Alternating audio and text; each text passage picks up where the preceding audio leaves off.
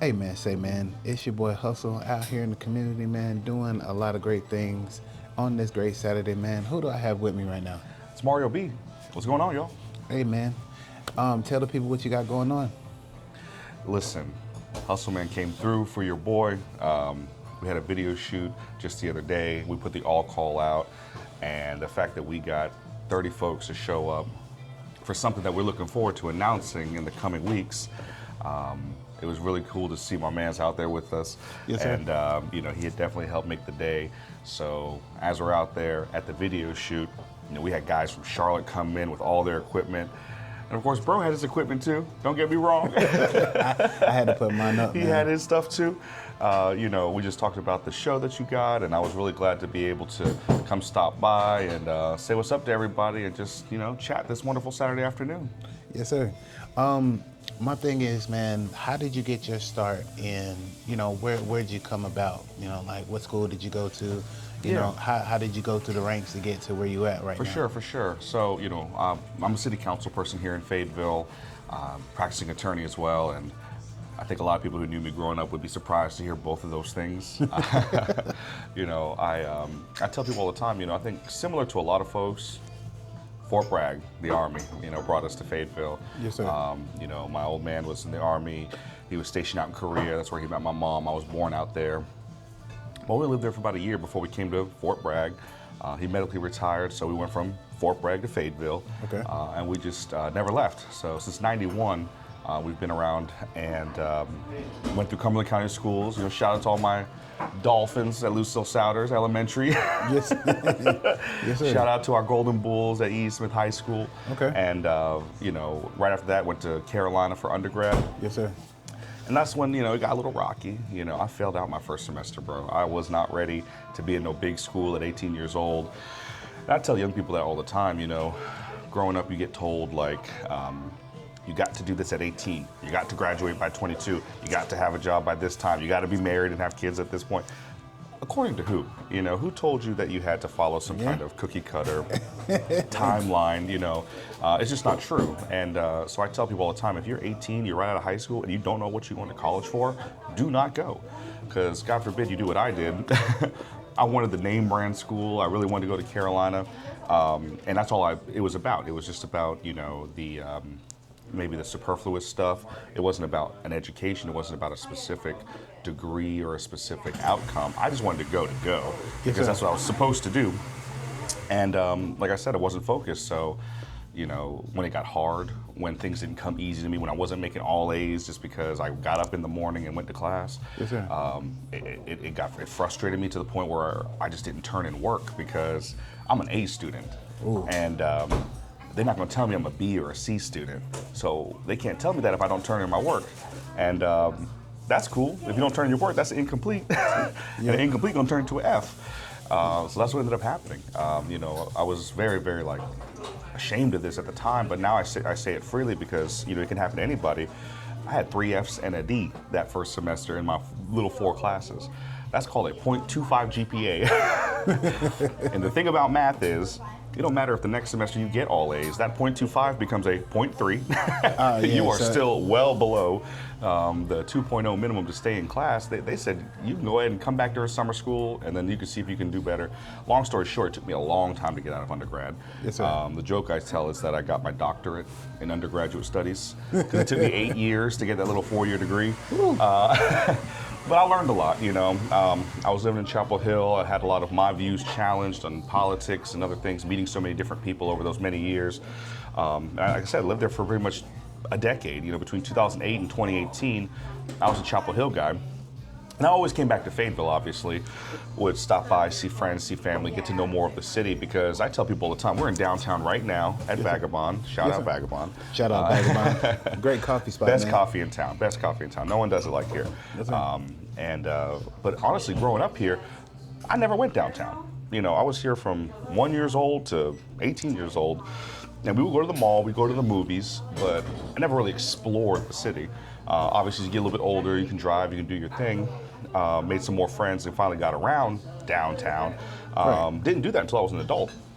So, always felt love for Fayetteville, wanted to come home, once I got my education done and wanted to come back. But unlike a lot of my friends who who never left, who maybe got tired of being here, I always thought that was interesting. Like the ones who were like 1 foot out the door, they were tired of being in Fayetteville. Because I left, I kind of like was homesick. I was the one who wanted to come back. Right. So, after, I did my time, finally got my degree, came back to Fayetteville, actually worked over at the self-help building right next door at 100 Hay Street, and was managing a co-working space. And in order to sell our offices, because I was pretty much just like an office manager, I had to go around to all these little events around town. Like FTCC, they'll have like an entrepreneurs, summit or something like that. And I would go there trying to get these entrepreneurs to come get, offices downtown, or if they didn't want the office, we had a package just for the address, but then you could say that, we downtown Fayetteville, that's a big deal. We had a boardroom, so that's kind of how I was trying to get people in the door, was like, listen, you can use our boardroom for free. That was just my little sample, you know what I mean? Right. And then once they came into the spot, used the space, they could go, hey, this could be a part of your membership package. You get access to the boardroom. If you get an office, we got all kinds of co-working spaces. There's a lot of different packages that, were really affordable for people compared to just going to a random shopping center and taking a lease out. This was month-to-month type stuff, so it was very accessible for people. But again, just in that job, it forced me to go out, community events, meet some of the movers and shakers, if you will, in town. And honestly, I think the first time I ever went to a city council meeting was because of other downtown business owners who were upset about paid parking. Right. There was no paid parking in downtown Fayetteville, but the city council at the time was about to institute paid parking. And a lot of the business owners downtown were like, don't do that. We're not Raleigh, we're not there yet. Don't make people who are already driving to the mall or driving to other parts of town to shop and get, coffee and stuff like that. Don't give them another reason not to come downtown. Yeah. So I would go with Molly, I would go with Elaine, shout out to Rude Awakening and a few other spots downtown. We'd go to work sessions at the city council and just basically be like, please don't put no paid parking. If you do paid parking, let us validate the parking so at least they come into the store and buy something that we can make it free. Well, they didn't want to take any of our good ideas. And so they just put in paid parking, and we had to fight that a bit. But that was my first experience sort of doing that kind of thing. And then, of course, things got a lot more serious, when it came to what happened to George Floyd in Minnesota when he was killed. And we all know that Floyd's from Fayetteville. His family's still around here. And so I think it meant something different for us to be out there demonstrating, protesting, and demanding policy change here in Fayetteville so something like that doesn't happen here. And of course, once again, the city council did not act on the demands of the people. And so at that point, some of my, colleagues, we'll call them, my fellow activists, basically said that, hey, we need to run somebody. I drew the short stick, let's say. That was that. We ran for office. We won that first election by just 6 votes. We took out an incumbent. And, we've made a lot of those policy changes that we talked about when we were occupying the Market House for 8 days, now into real policy. So, that's been a huge thing. And then, of course, at the same time I was doing all of that, I was going to law school. Shout out North Carolina Central University School of Law that took a chance on me, somebody who had sort of a rocky educational history. And, I was able to get my law degree, and I've been practicing law here in Cumberland County for about a year, criminal law mostly, family law as well. Right. Man, that right. It's a lot, bro. It's a lot. So, like I said, man, it's to the point where, you know where you messed up at. You know what I'm saying? Oh yeah. And you came back with a vengeance of like, hey, I need to go ahead and get myself in order. You know what I'm saying? Tap in with the great people, get the right group of friends around me. That's right. Because, we all fall short sometimes, but it's not the end of a great ending. That's right. And a great beginning to our new career. So when you sat there and came downtown, you knew, mixing with the right people, going to these meetings and stuff like that to know what's going on. Now that you're in a position to go ahead and make that change, what made you want to run for mayor of Fayetteville? Yeah, man. I mean, that's an exclusive right there. Sorry. No, you good, bro. You good. Was I not supposed to ask that? No, you good, bro. Yes, sir. We're doing an official announcement on Thursday, so we'll see when this one comes out. Don't worry about it. We'll wait We'll wait. When this drops, though, this is going to be hilarious blooper reel or something. This is a moment. This is a moment right here. So that Listen, it's the worst kept secret. It's the worst kept secret. We're Yes, doing sir. it. We're doing it. We're doing it.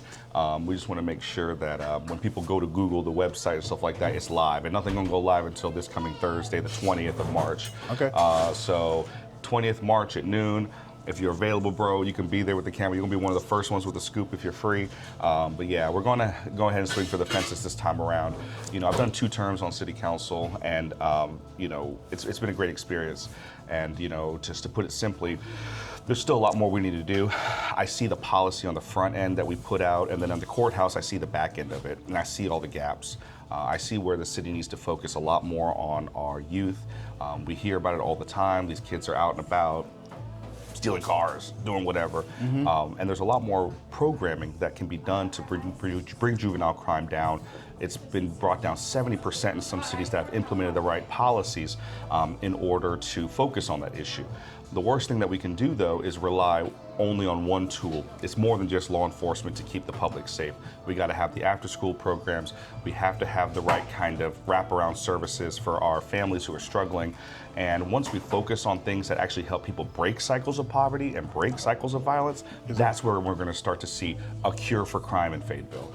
So those are the kinds of things that I'm focused on, and has everything to do with my background.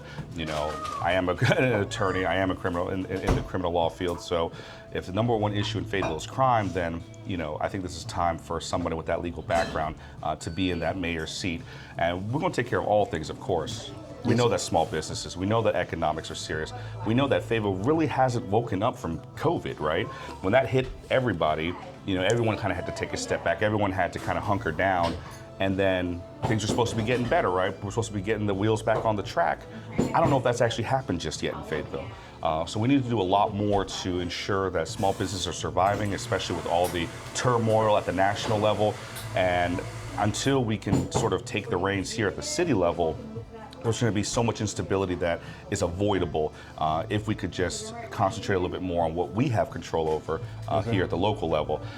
So, you know, we're focused on a lot of public safety issues, economic issues. And honestly, the third thing is a pet project of mine. It's our young professional class, right? We have the majority of this city is actually 40 and under. Right. Whether it's the military or whether it's, you know, just, you know, millennials and next generation folks that are here, we occupy the most people in this city, but we don't vote. And so it's no wonder that, for better or for worse, a lot of industries, a lot of job opportunities do not exist here in Fayetteville. You've got to go to Charlotte, you've got to go to Raleigh, you've got to go to Atlanta, because Fayetteville is good if you are, you know, retired, you're a soldier. There's some professional opportunities if you're in the hospital system or the courthouse system, but there's nothing in between. You know, you're either a server at a restaurant, or you're doing, again, like some sort of, you know, stuff in the courthouse or the hospital, and then there's nothing in between. So we're losing a lot of people who want to be able to live here, work here, and reside here. But if we don't create opportunities for these Fayetteville State graduates, Methodist graduates, FTCC graduates to actually stick around, of course we're going to keep losing those folks to these other cities. And Fayetteville will always have that brain drain. We'll never actually hit that next level of growth until we actually bring those opportunities here for those young professionals to stick around, grow their families here. So those are the 3 things that we're going to be focused on. Right now, I don't think there's anyone else on council that's really able to make that a priority, because a lot of them have been there 12 years, 22 years plus, and you know, if they would have done it, they would have done it by now. Yes, sir. And so we're looking forward to putting our name into the ring and duking it out between now and November. Yes, sir. So fresh ideas, open minds, and keeping the next generation home so they won't leave the nest and go somewhere else and make it great. Making Fayetteville a popular spot for them to come and, you know what I'm saying, make it their own. It's not easy to do that, you know what I'm saying? Fayetteville's a grinded out city. It is. So I mean, if you don't wake up every day and go out here and go get it, you know what I'm saying, you're gonna end up on the short end of the stick. So learning and having a plan, going out executing, you know what I'm saying, and meeting the right people. So if you're elected, you know what I'm saying, what would 3 priorities be for the city? Yeah, if I'm elected, it's those three things right there. It's number one is public safety, number two is economic development, and number three is keeping our young professionals here in our community. As I said before, I'm seeing all the ways that there's these same cycles of violence, same cycles of crime, but it comes from three root issues, in fact. Lack of secure housing, lack of secure childcare, and lack of secure jobs. If you address those three things, people do not turn to antisocial behaviors. They don't do what we call crime. If your house is straight, you know you got a roof over your head, you know that you don't have to rely on, someone else who may not be up to the right stuff to have somewhere to stay, or you might be in the wrong mix because you need someone to watch your kids, you're letting people in and out of your own house. We know that these are just common refrains of situations that escalate into issues of drug use, issues of violence, interpersonal stuff. It's all these kinds of interpersonal interactions. That's one thing about Fayetteville is we don't have random shootings and random drive-bys. It's stuff that actual people who know each other are just escalating towards. And so the only way we can solve that is never going to be police, because they can't be in everybody's house the second that an argument goes bad or something goes the wrong way. We've got to arm our people with, again, help them change their situations so they're not reliant on people who don't want the best for them or reliant on situations that are dangerous for them. We want them to be secure in their own stuff so that they can just take care of their own. And so once we address, again, secure housing, secure jobs, and secure childcare, you're going to see a vast majority of the issues in our city disappear. And this is the tough part for people to understand. The way we currently do things, the way the city currently invests its money, we only do public safety in terms of law enforcement. And this is the crazy thing about law enforcement, it actually makes those three things more difficult. Because if you've got charges and if you've got arrests and you've got all that, it's hard to get a good apartment complex lease. You'll get denied from all kinds of stuff, so you're forced to kind of stay at whoever's house. If you can't get a good job, it's because of your background check. You're definitely going to be thinking about some alternative means of making money, because the 9 to 5, $7.25 an hour ain't cutting it in 2025. And again, if you don't have a secure place for your children to go, either after school or while you're at work, we don't know where they're at. We don't know who's watching them. They're more likely to get into some stuff that they don't need to. So again, all of these things that we need to focus on, the way the city currently addresses it makes it even more difficult for people to get around. Public safety is a lot more than law enforcement. That's, in my opinion, the emergency room. We know at the hospital we need an emergency room, for sure, but we need a lot of other wings of the hospital than just that one emergency room. If we only get emergency room care, we're dealing with stuff at the last minute with the bare minimum. People need to be able to get a lot more proactive care and a lot more support before it becomes an emergency. And the second that we do that, we're going to find the cure for crime in Fayetteville. Yes, sir. Wow. Because it takes a long time to get into the emergency room, and then you're there for hours at a time. They're not getting the right treatment that they're getting. That's right. The right medicines, you know what I'm saying, and stuff like that. How do you feel about affordable health care?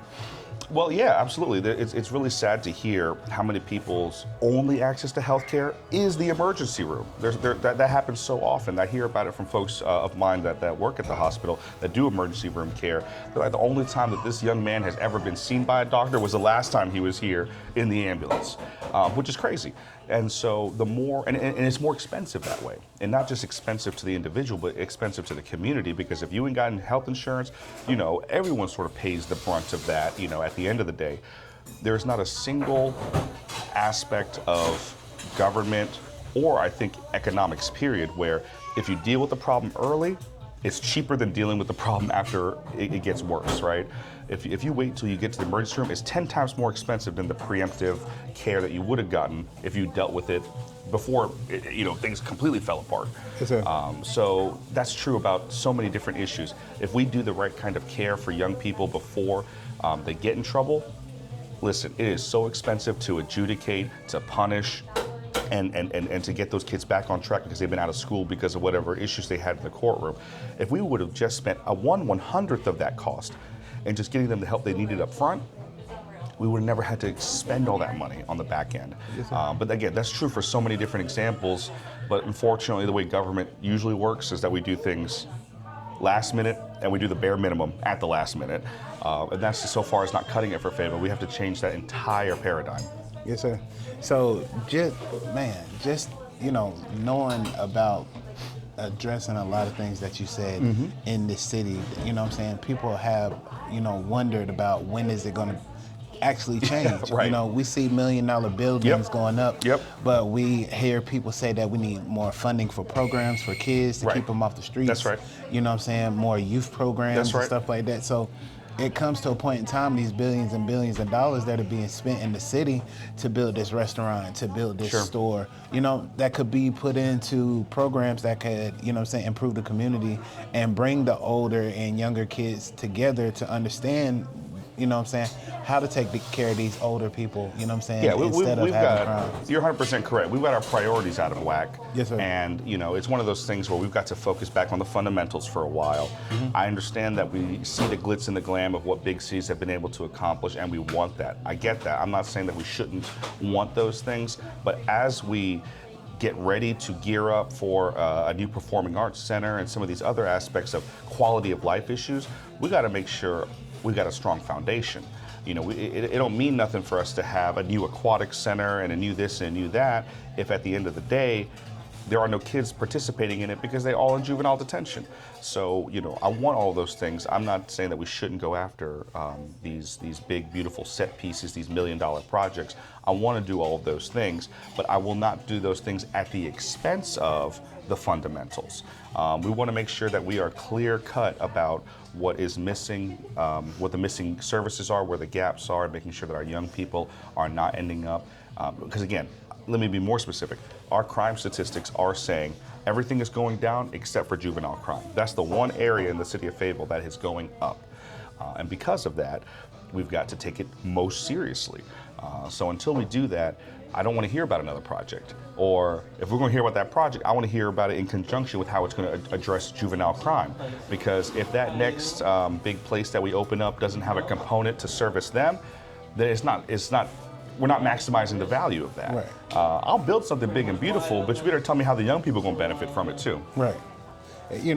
So many neighborhoods, so many rec centers that, could be used and everything like that. But like I say, I see some of the, leaders and stuff like that don't want to go to these programs or be a part of this or, kind of shy away from it or I don't have time. Well, the reason is because they don't understand it. Yes, sir. It's really easy to understand, if I build a big, beautiful building, I get to put my name on the side of it. I cannot tell you how much motivation comes to politicians from being able to put their name on something. And I don't mean just like metaphysically. I'm talking about they want a cornerstone where someone has etched in their name on the side of it. I tell people all the time, as another extreme example, you could have a sidewalk on every block of Fayetteville if you promised that you'd put the politician's name on the end of it. I'm telling you. That's what motivates a lot of them. That's crazy. So when you talk about an after-school program, well, ain't nobody's name can get etched into that, right? And then again, I think it has a lot to do with just the difference in generational priorities. I got married this past October. Me and my wife want to have children. We want to stay. Thank you, brother. I appreciate that. Yeah, thank you. Yes, And we want babies. And we want to do that here in Fayetteville. So I'm focused and worried about those things that are going to affect my babies. And for better or for worse, for people that are in their late 70s and 80s, that's not their focus right now. I mean, it's just not that's just not where their vision is. It's on the retirement stuff, which is great, and I get it. We want to leave room and space for that too, but I also need people to think a little bit beyond themselves, and that's the trouble with some of the folks on council. I know that they're citizens of this community that see beyond themselves and recognize the need to pour into our next generations. That's not true necessarily in the decision-making room. We see a lot of people that are making decisions based on how it's going to benefit their personal worth and their personal wealth.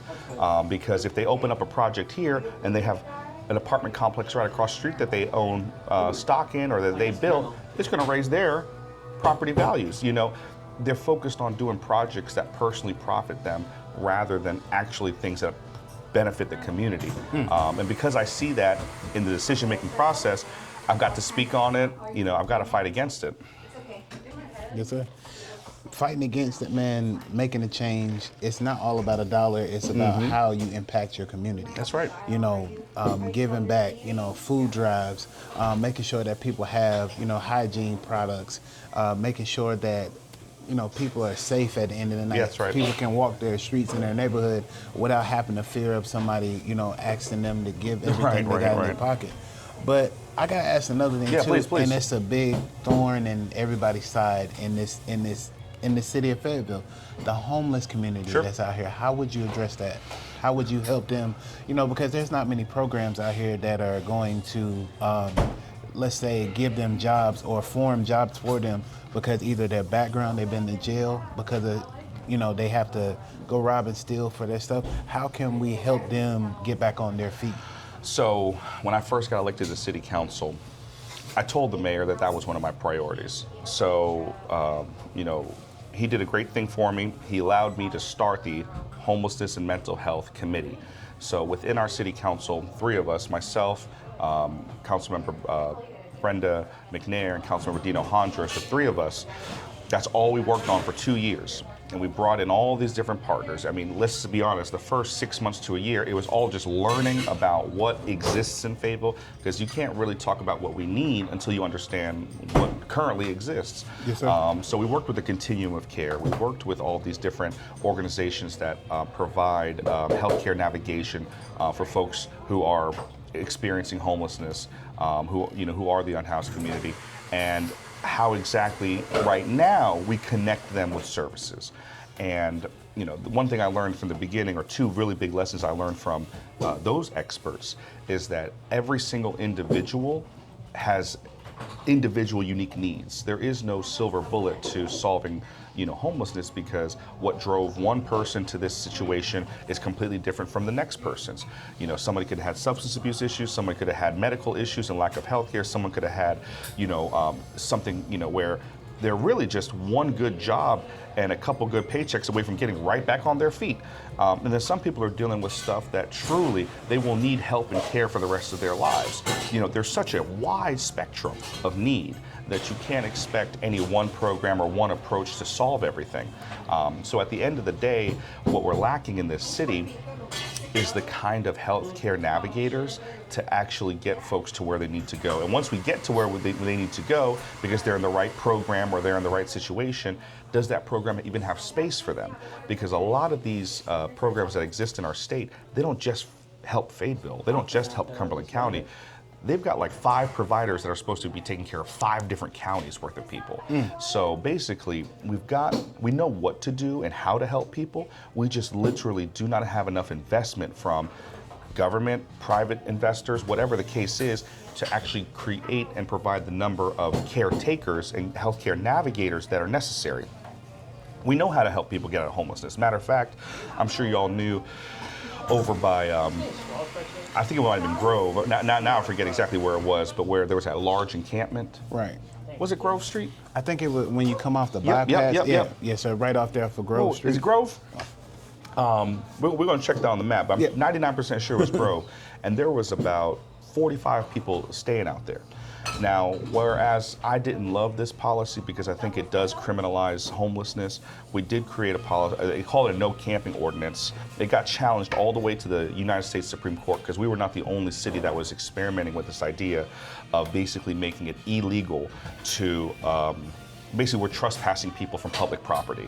And we instituted that here. They technically instituted that before I came on council. So when I got on, it was me trying to improve on what I felt like was a very unconstitutional law.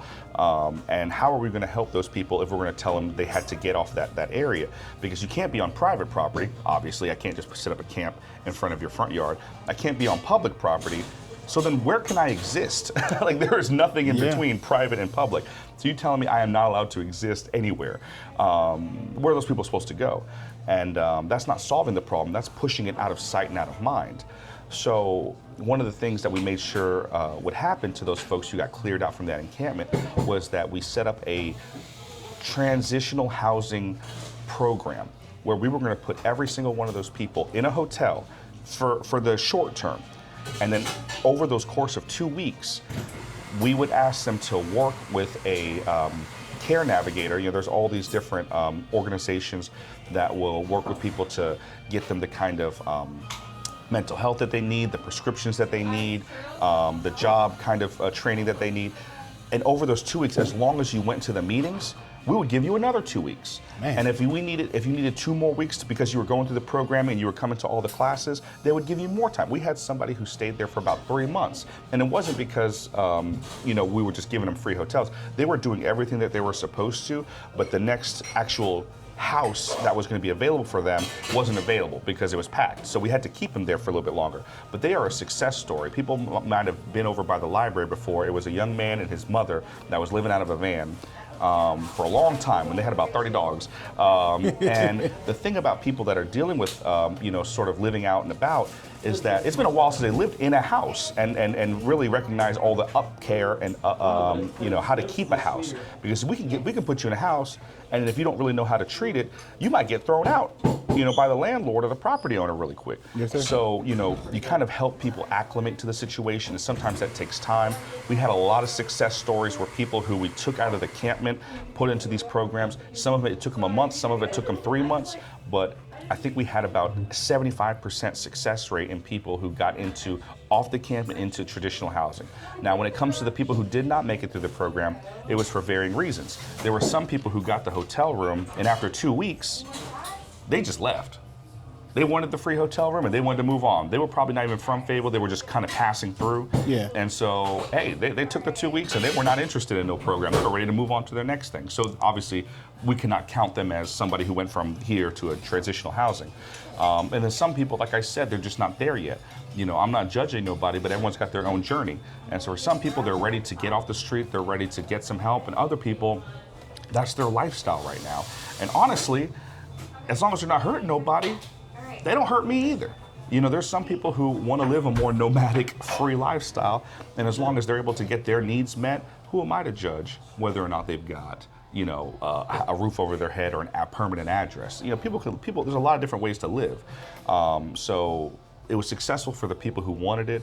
So generally speaking, when it comes to homelessness issues, we've got to realize that every individual needs individual care. Yes, sir. Here in the city of Fayetteville, we have about 400 to 500 people a year that are identified as being homeless. But that doesn't necessarily count the ones that are living week to week at one of these extended stays. That doesn't count necessarily the people that are invisible because they are living out of a vehicle or they're staying at they're couch surfing here and there. And we, like I said, we know there's a lot of school children in Cumberland County schools that are designated homeless because, again, their parents are staying at an extended stay.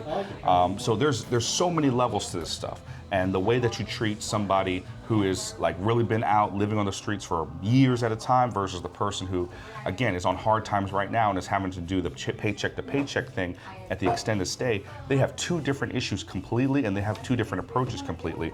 Once you recognize that, you know that you can approach it with the right, care plan, and we just have to invest the monies to make sure that we have enough care providers for them to be able to take care of all of our folks. That's the real answer. More investment. Yes, sir. More investment, like you said, more time, more taking care of it, more being observant of what's going on. Making it a priority instead of, thinking that is a problem. Yeah, well, the worst thing you can do is just arrest them, which has been our approach for a long, long time. You trespassing, get out of here. All right, turn around, you're in handcuffs, you go to jail. Did that actually solve the situation? No. I mean, that person's coming right back out of jail within 24 hours and going right back to where they were. You didn't solve anything. What you did do is make their life a little bit more difficult. They had the traumatic experience of that arrest and going to jail. They now have a charge and a record. You've made life literally more difficult for that person. There was nothing about law enforcement in that situation that actually solved anything. It made things worse. So that's what I'm talking about with the city of Fayetteville. We do these things because we've always done them that way. And even if they don't actually help the situation, we continue to only put money towards things that don't work. Then we experiment with these other ways of approaching things, and oh my God, people got back into housing. And you didn't have to arrest them and beat them over the head. Oh man, this works. So why don't we put more money into that if we really want to solve the problem? Yes, sir. That's true for so many things where what people really want is a solution to the problem. They don't really care how you get there. The problem is a lot of people don't understand that there's just multiple ways to arrive at your conclusion. Don't just get stuck on one thing because we've always done it that way. Right. Man, that is the truth, man. It's not being stuck you know what I'm saying, is moving on with the times, understanding what the problem is, and coming up with a solution. That's right. Like he said, you know, putting these people in handcuffs, you know what I'm saying, making their life a little bit more tougher is not going to make a, you know what I'm saying, a positive stand. No. It's not going to get them to change. You're putting them in a square, and then you're getting them to try to figure out how to, you know, bring everything that they have into that square. You know what I'm saying? Figure out how to make an open space where they can come in and make new improvements to their life. You know, that's what it's all about, you know? And I got to give a real quick shout out to True Vine Ministries because, you know, this has been a hell of a winter. You know, we've had more white flag nights. Those are nights where the temperature's below freezing and people need shelter because if you're not, we've had people who literally just freeze to death out here. And the Salvation Army can't take but so many people. True Vine Ministries is a church here in Fayetteville that they have a giant gym, and just purely on the volunteers of their congregation will, on white flag nights, house, I think the night that I did it was probably like 60 people there. And I did an overnight because basically we had so many white flag nights that they were like, this is not typical. We didn't have that ice storm. Yes, sir. And we had another storm after that. You know how many snow days we had this year? That meant the congregation had to come do triple overtime, and they needed help. So they put the volunteer sheet out to the whole community. I did a couple of overnights. Well, I did a overnight. The second overnight they canceled, they didn't need me. But it was an experience to be there, you know, making sure people were taken care of between 11 p.m. and 7 a.m. And then at 7 a.m. we helped everybody with breakfast. But that was me just doing it one time, one day. That church has been doing it every time that there's a white flag night. So just big shout out to them. Yes, sir. How can people, you know what I'm saying, come and help and be a part of, you know, helping out with stuff like that? That's the main thing. I think True Vine's probably got the most robust program because they don't just need people there to chaperone, if you will. That's pretty much what I was doing. They also need people to help with transport. So, you know, if you're able to go to certain pickup spots, and they've already established this within the unhoused community of where to go on white flag nights to come help out. And they have a whole sign-up schedule set up. I would just, you know, reach out to the True Vine Ministry folks if you want to help in that way. And then, of course, the Day Resource Center is what the city of Fayetteville has established off of King Street. And, you know, a lot of organizations are housed there. It's kind of like a co-working space because obviously Manna runs the facility, but within that facility, because we know how difficult it is for people, you already are unhoused, you definitely don't have transportation. Your ability to get from one appointment to another agency to another person in one day, it's impossible to do. Right. So because we've identified that issue, the point of the Day Resource Center is to bring all those providers to one location so that, you know, you can literally go office door to office door to get the help that you need, to get signed up for the programs that you're eligible for or that'll help you get and move forward. And you don't got to, you know, go all across the city and crisscross, you know, all across town to get there.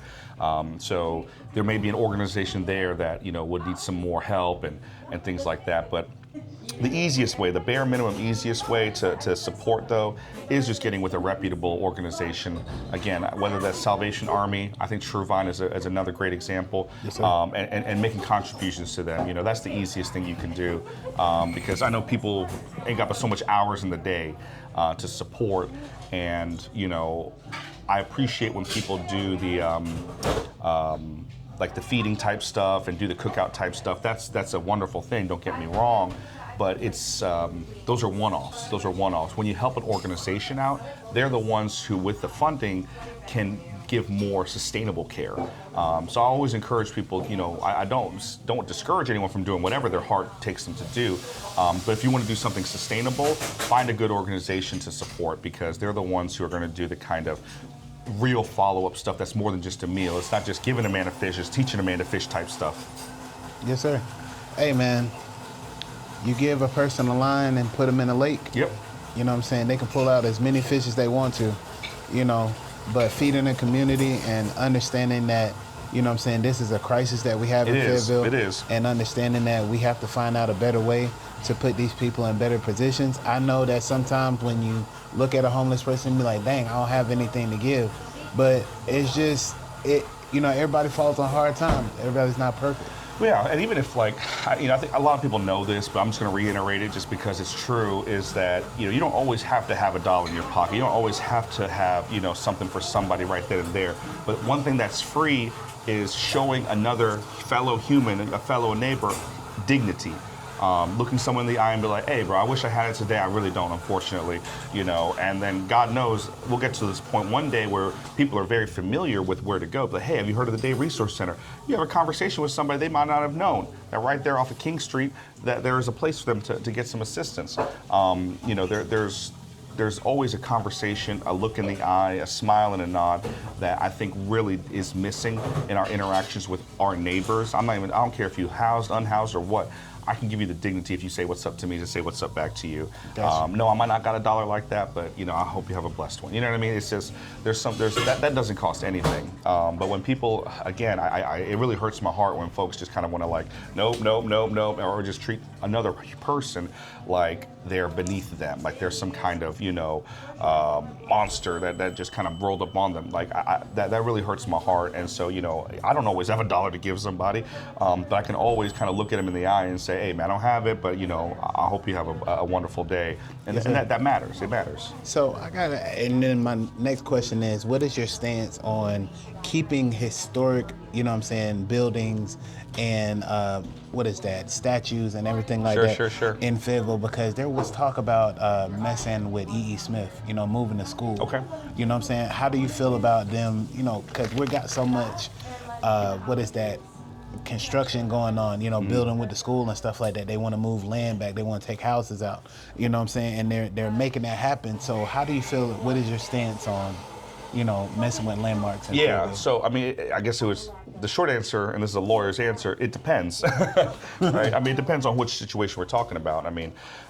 When I was at UNC, we had a Confederate monument at the entrance of our university. Right. And it was that same kind of neighborhood, Chapel Hill, as what it's like in Charlottesville, Virginia, when the alt-right went out there rallying around those Confederate monuments, and they ended up killing a equal justice protester, Heather Heyer, ran her over because she was out there basically demonstrating against the hate. She was there with black and brown folks, basically making a stand saying that, hey, we don't want those hateful Nazi type folks coming around our university in Charlottesville. And then they ended up just running people over. It was horrible. So in Chapel Hill, we decided we don't want what happened up there to happen here. Go ahead and take this monument out of here. It shouldn't have been here in the first place. And because what was the point of it? It wasn't erected at a time when, the South was whatever. It happened after the Civil War, after Reconstruction, when unfortunately those kinds of prejudiced people were gaining power again, and they wanted to remind black people in that community who was still in charge. By erecting those kinds of monuments to revere slave owners or people who fought to institutionalize slavery in the United States. Yeah, that stuff's got to go. I don't celebrate that stuff, especially when it brings and attracts hateful folks to the area. Now, fast forward a little bit to some other, historical stuff, whether it comes to my alma mater, V.E. Smith High School. We know that ideally, 1800 Seabrook could become upfitted, and it could be brought to the modern times. It could have all the facilities and things that it needs. But at the end of the day, having spoken with Principal Parker, who's our current principal, whose father was also, an alumnus of E.E. Smith, when we walk around the school, we see how outdated that edifice has become. We see that it's landlocked, and for real high schools that have state-of-the-art facilities, they need twice as much land. And like you said, we don't want to take anyone's house. So when the opportunity came for Stryker Golf Course to become available, it's a little 8 miles, 7 miles from where E.E. Smith currently is, right. But it has all the space in the world. And this is where government and money comes into play. There's only so much money to put towards a new high school, no matter the high school, whether it's E.E. Smith, Terry Sanford, any new school. They have us so much money. And we know how expensive building a new building is in 2025. Right. So it matters how much they budget and how much we can put towards something. So let's just say they give us $100 million for a new school. That's a lot. That's more than they were anticipating. It's also a little bit less than it's really going to cost. Probably going to cost closer to 150 million now. But let's just say it's 100 million. If I put it on Stryker Golf Course, the Fort Bragg already said they would take care of the land, they would take care of preparing the land, and all 100 million can go towards building the biggest, most beautiful school possible. If we don't do it there, and we try to find another place, half of that 100 million is going to go towards just buying people's property, just like you said, clearing the land just to get it ready. So at the end of the day, the students are only going to receive maybe a $50 million building, maybe less. So what is the priority when you build a new school? In my opinion, it's the students. What's best for the young people? What's best for the next generation of people? And if the next generation deserves a state-of-the-art facility, I want them to have the whole 100 million, not half. And then when it comes to 1800 Seabrook, you know, I made this as a joke, but I kind of mean it mostly seriously. Methodist University just got a medical school. What if Fayetteville State got a law school? Fayetteville State is right across the street from where E.E. Smith is. If 1800 Seabrook obviously would stay there, that building, and E.E. Smith moves to a new location, that doesn't mean that building's getting bulldozed. We're just going to repurpose it. I would love for FSU to have it. I would love for FSU to grow some new educational programs there. It could be whatever, but personally, I mean, the whole thing don't got to be the law school. And it keeps the people home. It keeps the people's home, and it also just brings new attention over there. Broadell and Seabrook are in my district. As you know, I'm a city council person. That's my area. Yes, sir. Everything from Seabrook to Ramsey Street, and back in the day, it was the professors from FSU who lived there. You know, it was a very much a professional class of folks, of you know, black professors, black teachers, black veterans who lived in that area, and obviously over time, you know, people's children and grandchildren, they've gone far and wide. Not a lot of folks wanted to stay in Fayetteville for all the reasons we talked about before. So it's an aging community. How do we bring some new vibrance back to that area? I think having Fayetteville State take over E.E. Smith is going to bring a lot of young students there, a lot of the professors back. It keeps the character of that community the same it was 50, 60 years ago, right back into 2025. So I see a lot of potential with E.E. Smith moving to a new location, especially if it's one that maximizes the limited dollars that we have available to make a big, beautiful new school. And again, don't worry about 1800 Seabrook. I think there's nothing but potential when Fayetteville State gets involved with what to do with that edifice. Yes, sir. And that will be a great idea. Keeping people home, giving opportunities, you know what I'm saying, and putting more good people into the Cape Fear, you know what I'm saying, staffing is the biggest thing ever, man. So my next question, winding down to the last two questions that I have, sir. How would you keep people, you know what I'm saying, the residents and, you know what I'm saying, tenants of Fayetteville informed with what's going on with the city's decisions? Yeah. I mean, it's hard, right? Because I tell people all the time when I go to community watch meetings, and those people are obviously a little bit different than your average, you know, citizen because of the fact that they're going to a community watch.